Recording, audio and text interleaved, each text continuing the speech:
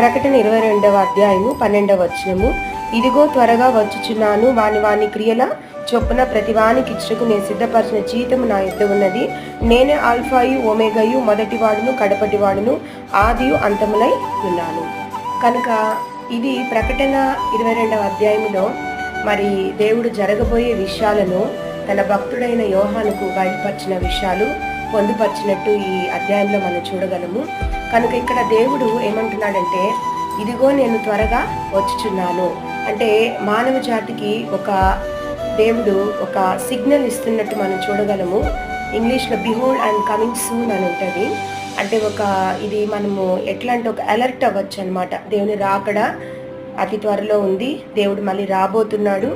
కనుక we have to prepare our cells to face God. అంటే ఆయన అతి పరిశుద్ధుడు, ఆయన్ని మనం ఫేస్ చేయడానికి సిద్ధపరచబడి